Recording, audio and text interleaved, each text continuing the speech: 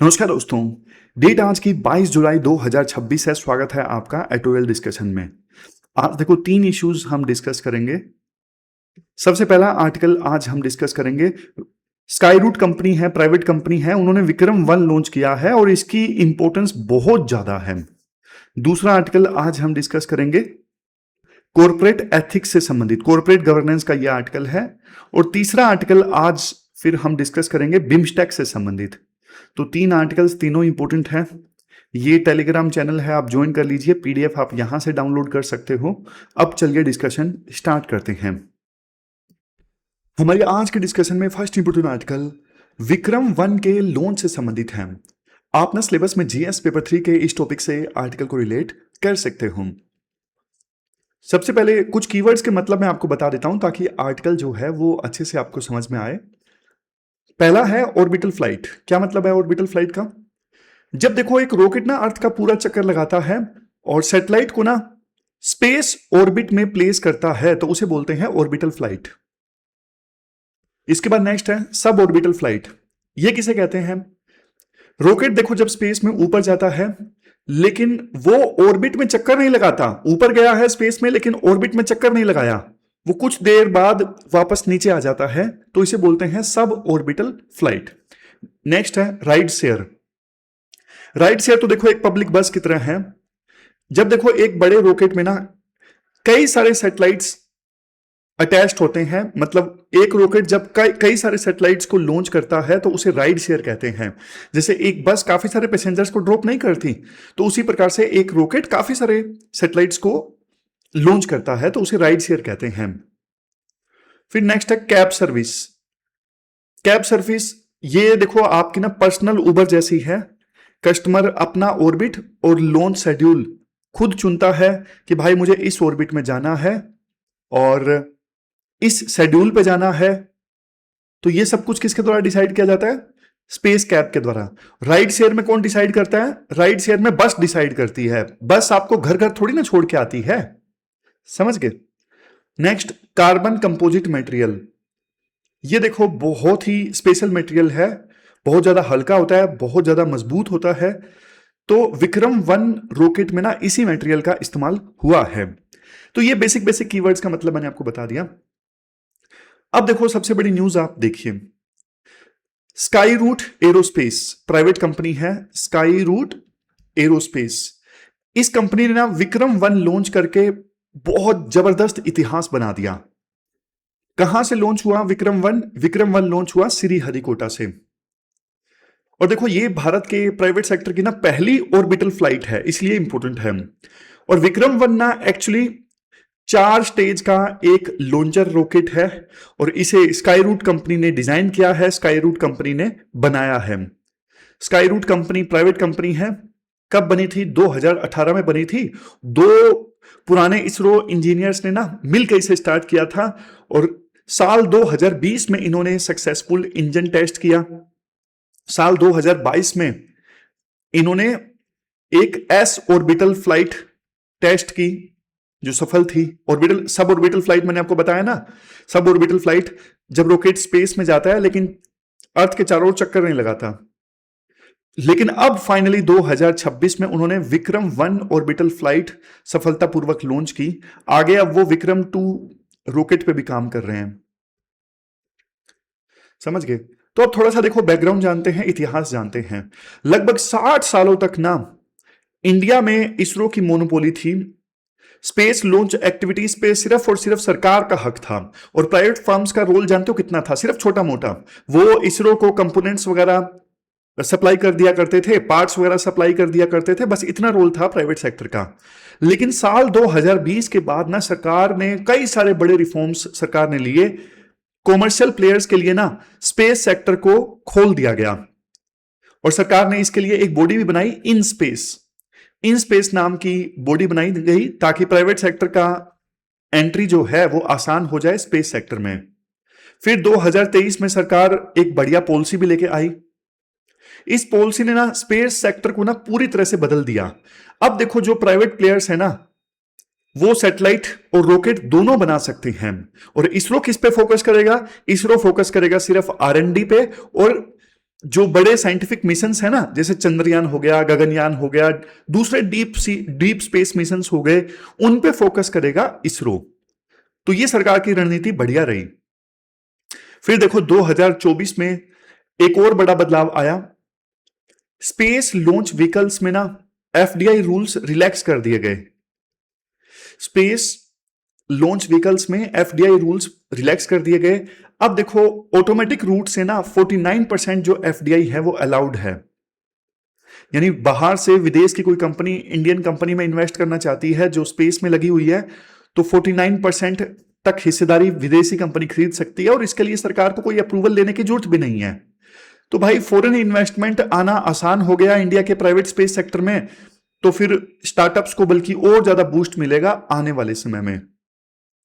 आज देखो हमारी जो नेशनल स्पेस इकोनॉमी है ना, सिर्फ $8 बिलियन की है, और 2033 तक का एम्बिशियस टारगेट ये है, ये $44 बिलियन की हो जाएगी। अब इसमें देखो सैटेलाइट की मैन्युफैक्चरिंग, नेविगेशन, अर्थ को ऑब्जर्व करना, ये सब शामिल है। और एक खास बात मैं आपको बताऊं, आपको भी गर्व होगा, इंडिया देखो अब दुनिया का ना तीसरा देश बन गया है जिसके पास में प्राइवेट ऑर्बिटल लॉन्च कैपेबिलिटी मौजूद है। हर किसी देश में प्राइवेट सेक्टर के पास में सैटेलाइट को लॉन्च करने की, ऑर्बिट में डालने की कैपेसिटी नहीं है, इंडिया के पास में है। तो अब देखो आप ना ये जो स्काई रूट प्राइवेट कंपनी है ना, इसका बिजनेस डिकोड करो, क्या करती है ये। देखो ये विक्रम 1 है ना जो अभी लॉन्च हुआ, विक्रम 1 देखो एक स्पेस कैब सर्विस की तरह है। ये क्या करेगा, ये कस्टमर्स को ना उनकी मर्जी का ऑर्बिट देता है। याद करो शुरुआत में कीवर्ड्स बताए थे ना, लेकिन इस फ्लेक्सिबिलिटी के लिए ना प्रीमियम चार्ज किया जाता है। आपको पता है बस सस्ती होती है, बस में जो सैटेलाइट्स लॉन्च होते हैं वो रॉकेट का ओनर जो है उसकी मर्जी से होते हैं। जैसे आपको बस आपके घर नहीं पहुंचाती, एक स्टॉप पे छोड़ देती है, और बस अपनी मर्जी से चलती है, लेकिन कैब सर्विस आपकी मर्जी से चलती है। तो इन्होंने कैब सर्विस स्टार्ट की है कि कोई मान लो आप हो, महेश हो, अपना सैटेलाइट लॉन्च करवाना चाहता है एक निश्चित टाइम पर, निश्चित स्लॉट में, तो स्काई रूट कंपनी बोलेगी आओ आओ महेश आओ, बहुत तरक्की कर रहे हो, हम तुम्हारा सैटेलाइट लॉन्च करेंगे। तो बड़े रॉकेट में ना राइड शेयर पर केजी सस्ता पड़ता है। स्काई रूट का जो प्राइस है ना वो बिल्कुल क्लियर रखा गया है। इनकी जो कॉस्ट है ना वो देखो पीएसएलवी यानी पोलर सैटेलाइट लॉन्च व्हीकल से हमेशा कम होगी, लेकिन जो projected small satellite launch vehicle है ना उनसे इनकी कॉस्ट थोड़ी सी ज्यादा होगी। समझ गए? तो ये इनका बिजनेस हमने डिकोड कर लिया। लेकिन देखो सब कुछ इतना आसान नहीं है। इंजीनियरिंग में बेसिक सक्सेस मिल गई स्काई रूट कंपनी को, लेकिन आगे क्या? असली चैलेंज ना कॉमर्शियल वायबिलिटी प्रूव करना है। 3 मेजर प्रॉब्लम्स आ सकती हैं। क्यों मैं कॉमर्शियल वायबिलिटी की बात कर रहा हूं? सबसे पहले रिपीटेबिलिटी एंड स्केल। आपने देखो एक रॉकेट तो बना लिया, बहुत बढ़िया, लेकिन क्या आप हर बार सेम क्वालिटी के रॉकेट बना सकते हो? जब देखो मास प्रोडक्शन होता है ना कंपोनेंट्स का, बाकी चीजों का, रॉकेट का, तो इंजीनियरिंग और ज्यादा मुश्किल हो जाती है। और इस इशू को ना बैच टू बैच वेरिएबिलिटी कहते हैं। अब जैसे इसरो है, इसरो ने तो इतने सारे रॉकेट लॉन्च कर दिए, फिर भी इसरो का लास्ट आप देखोगे 2-3 जो रॉकेट हैं वो फेल हो गए, और जबकि इसरो के पास में तो इतना एक्सपीरियंस था। तो एक रॉकेट लॉन्च करना अलग इशू है, बार बार अच्छे से रॉकेट लॉन्च करके अपनी रिलायबिलिटी साबित करना, हर बार क्वालिटी के पैमाने पे खरा उतरना, सक्सेस दर्ज करना, क्वालिटी कंपोनेंट्स का प्रोडक्शन करना, ये अलग चीज है। तो दोनों चीजों में डिफरेंस है। और देखो ये जो रॉकेट लॉन्च करने की जो मार्केट है ना पहले से ओवर क्राउडेड है। स्पेसएक्स कंपनी है, फिर इसके अलावा रॉकेट लैब कंपनी है, ये बड़े बड़े ब्रांड हैं। और अब तो बहुत सारी जो चाइनीज प्राइवेट कंपनीज हैं वो भी रैपिडली स्केल कर रही हैं चाइना की सरकार की सहायता लेके। और ये जो कैब सर्विस इन्होंने स्टार्ट की है ना, इसका साइज अभी उतना बड़ा नहीं है। अब नेक्स्ट प्रॉब्लम क्या है? Regulatory vacuum and liability. Bharat में देखो अभी तक ना कोई स्पेस एक्टिविटीज एक्ट नहीं है, और लायबिलिटीज है वो सिर्फ देखो पॉलिसी और कॉन्ट्रैक्ट के भरोसे चल रही है। मतलब जो एग्जिस्टिंग लॉज और इंटरनेशनल कमिटमेंट्स हैं उन पे हम डिपेंड कर रहे हैं। अगर स्पेस में कोई मिस हैपनिंग हुई तो क्या होगा, इस पे कोई जवाब नहीं है। तो बिना प्रॉपर एक्ट के स्पेस एक्टिविटीज हमेशा अनसर्टेन रहेंगी, ये भी दिक्कत है। समझ गए? और देखो एक चीज मैं आपको बताऊं आगे क्वेश्चन बताने से पहले, स्पेस एक्स कंपनी का नाम आपने सुना होगा, इलोन मस्क की कंपनी है। इन्होंने ना रीयूजेबल रॉकेट बना लिया और रीयूजेबल रॉकेट बना के इन्होंने पूरी मार्केट ही कैप्चर कर ली। अब रीयूजेबल जो रॉकेट है वो सस्ता पड़ता है, तो स्काई रूट कंपनी को भी ना कार्बन कंपोजिट से आगे सोचना पड़ेगा। समझ गए? तो अच्छी शुरुआत हुई है, लेकिन अभी बहुत कुछ करना बाकी है। ये दो प्री के क्वेश्चंस हैं, एक 2023 में पूछा, 2018 में, ये दोनों आपको अटेम्प्ट करने हैं। कमेंट बॉक्स में आंसर दीजिएगा। ये 2016 का क्वेश्चन स्पेस साइंस से संबंधित, ये चंद्रयान से संबंधित 2023 में पूछा, और ये कीवर्ड्स हैं जो आप आंसर्स में यूज कर सकते हो। ये पोटेंशियल क्वेश्चन नंबर 1 है जो आपको अटेम्प्ट करना है। चलते हैं आगे। इसके बाद नेक्स्ट आर्टिकल देखो, कॉर्पोरेट एथिक्स से संबंधित है। आप ना सिलेबस में जीएस पेपर 4 एथिक्स से इस आर्टिकल को रिलेट कर सकते हो। देखो कुछ दिनों पहले की बात है, एचडीएफसी के उस समय चेयरमैन थे अतानु चक्रवर्ती। इन्होंने एथिकल कंसर्न्स के चलते एचडीएफसी बैंक के चेयरमैन की पोस्ट से रिजाइन कर दिया था, और बाद में बैंक ने बोला कि कुछ नहीं है, सब कुछ ठीक है। लेकिन बाद में जब जांच हुई तो पता लगा कि बैंक में कुछ इरेगुलर पेमेंट्स का इशू है और गवर्नेंस में लैप्सेस हैं, गवर्नेंस में कमियां हैं। तो आरबीआई ने तो देखो उस समय ये बोला था कि सिस्टम लेवल पे दिखते नहीं है, और जो भी इशू है एचडीएफसी बैंक में वो इंटरनल इशू है। लेकिन बात देखो ये है, एचडीएफसी बैंक हमारे देश का सबसे बड़ा प्राइवेट बैंक है। इस बैंक में लाखों लोगों का पैसा है।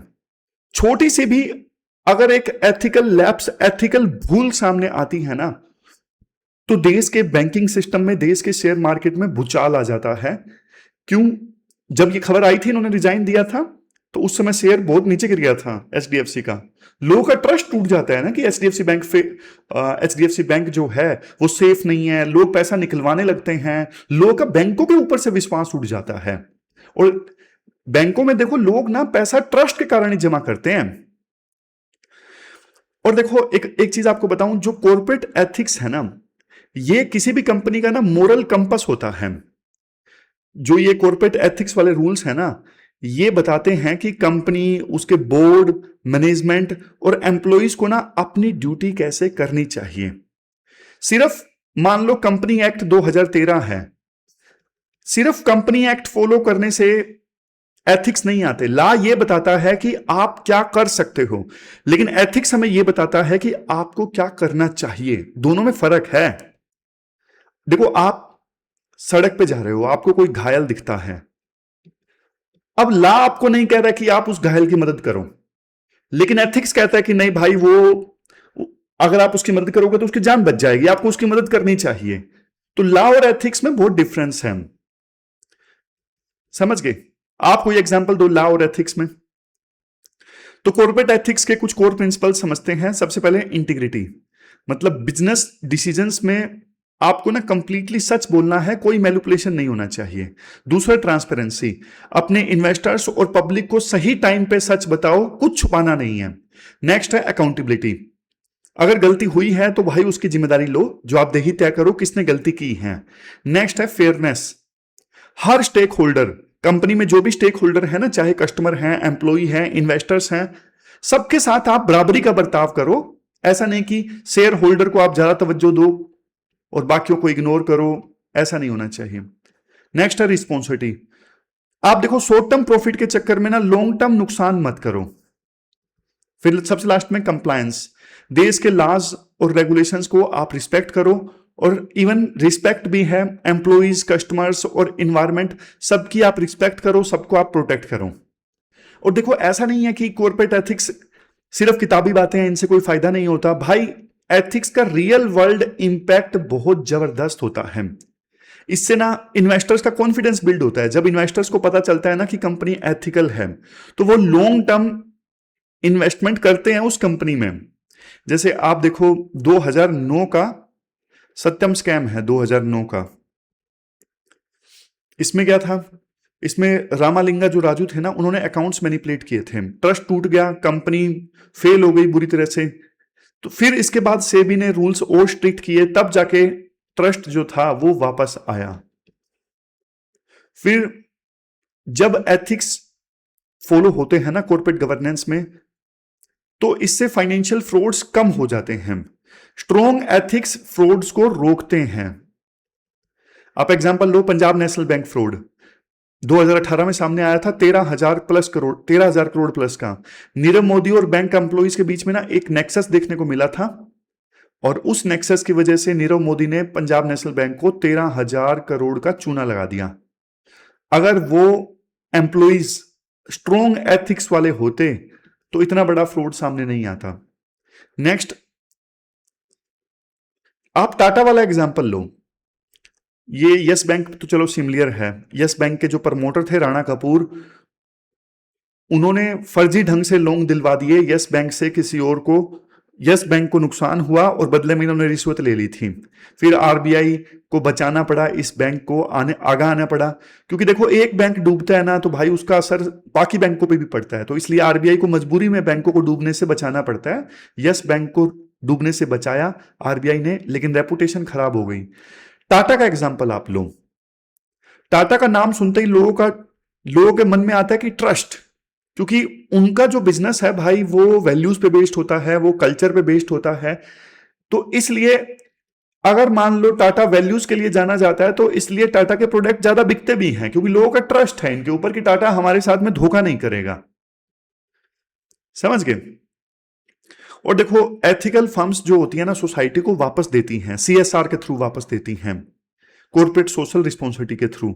सोसाइटी से कमाया है तो सोसाइटी को वापस भी देती हैं। जो एथिकल फर्म्स होती हैं वो इन्वायरमेंटल, सोशल और गवर्नेंस वाले एस्पेक्ट्स पे भी फोकस करती हैं। जैसे आज के समय में आपको बताऊं, सेबी भी ना BRSR यानी बिजनेस रिस्पॉन्सिबिलिटी सस्टेनेबिलिटी रिपोर्टिंग करती हैं। समझ गए? अब इसके बाद राइटर ये बोलते हैं, देखो कॉर्पोरेट गवर्नेंस और कॉर्पोरेट एथिक्स में बहुत फर्क होता है। कॉर्पोरेट गवर्नेंस क्या है? कॉर्पोरेट गवर्नेंस तो सीधा कानून और रूल्स का फ्रेमवर्क है, जबकि कॉर्पोरेट एथिक्स डिसीजन मेकिंग का मोरल फाउंडेशन है कि ये लेना चाहिए या नहीं लेना चाहिए। जैसे कॉर्पोरेट गवर्नेंस का फोकस होता है अकाउंटेबिलिटी पे, लेकिन कॉर्पोरेट एथिक्स का फोकस होता है इंटीग्रिटी पे, वैल्यूज पे। कॉर्पोरेट गवर्नेंस को फॉलो करना तो मैंडेटरी होता है, अदरवाइज सेबी एक्शन लेगी, आरबीआई एक्शन लेगी। लेकिन कॉर्पोरेट एथिक्स को फॉलो करना वॉलंटरी होता है, बट करना चाहिए। कॉर्पोरेट एथिक्स आत्मा से आते हैं, कॉर्पोरेट गवर्नेंस बॉडी से आते हैं, दिमाग से आते हैं। फिर इसके बाद राइटर बोलते हैं, देखो इस इंसिडेंट में ना हमें कुछ क्लियर दिक्कतें मिली हैं जो आगे नहीं होनी चाहिए। जैसे सबसे पहले है एथिकल इश्यूज। एथिकल इश्यूज मतलब जो फाइनेंशियल ट्रांजैक्शंस थी एचडीएफसी बैंक में, उनको छुपाने की कोशिश हुई।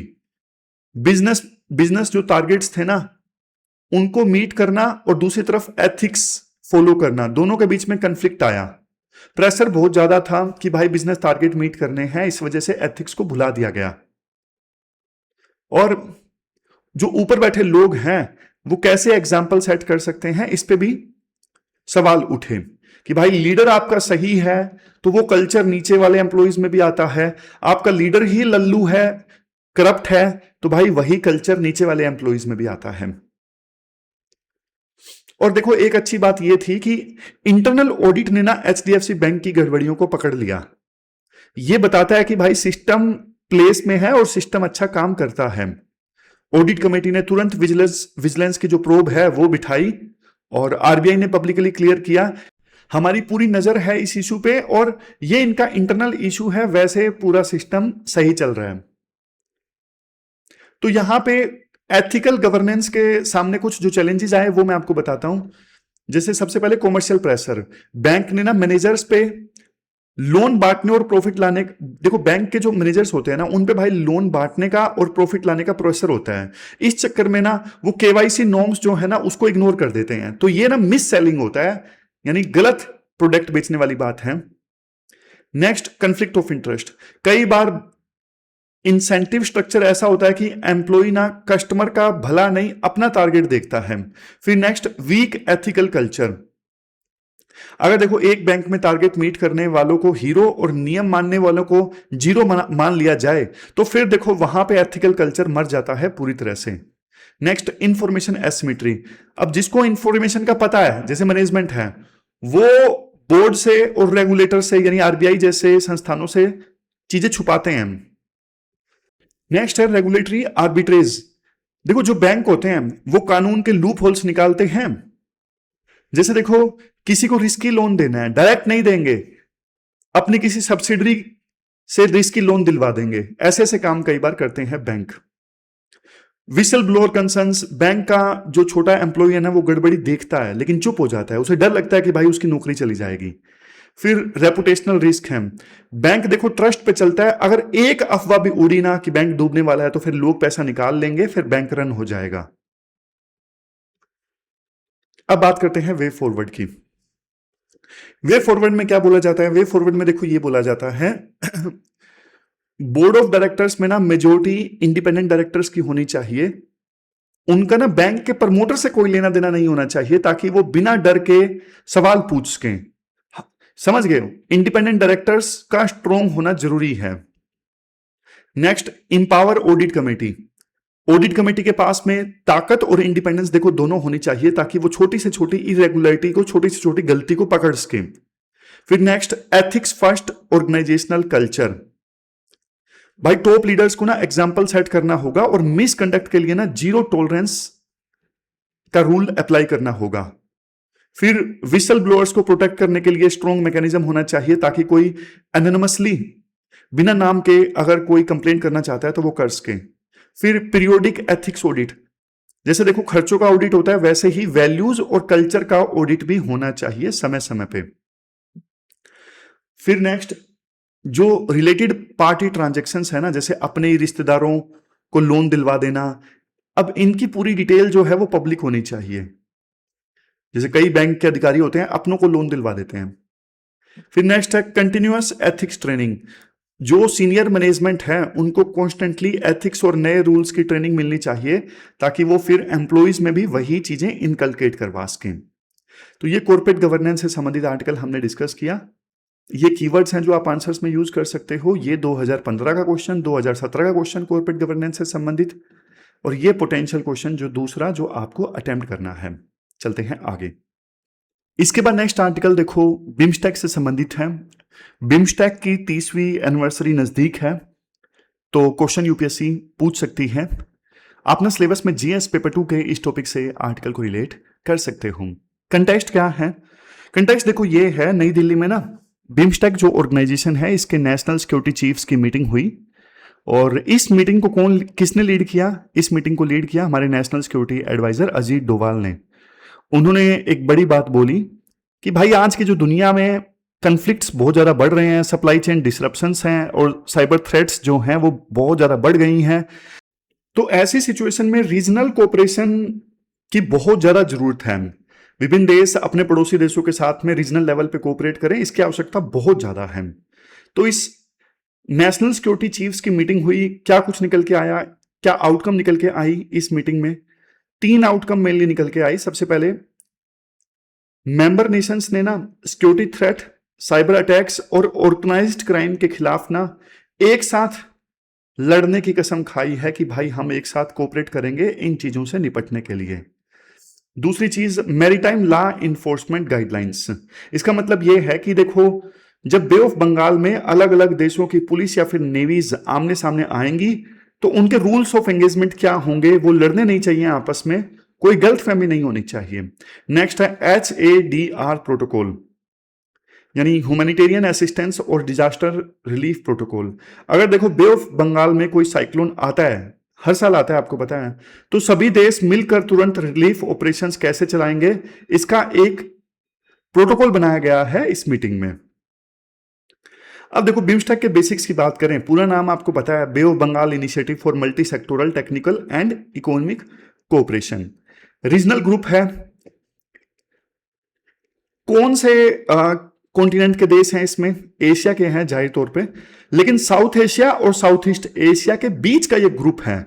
ना तो सारे देश साउथ एशिया के हैं, ना ही सारे देश साउथ ईस्ट एशिया के हैं, तो दोनों के बीच का ग्रुप है ये, समझ गए। तो इसीलिए दोनों के बीच में, साउथ एशिया और साउथ ईस्ट एशिया के बीच में डिप्लोमेटिक ब्रिज का भी काम करता है। अब देखो 1997 में ये बना था। शुरुआत में इसमें सिर्फ 4 देश थे, बांग्लादेश, इंडिया, श्रीलंका और थाईलैंड, समझ गए।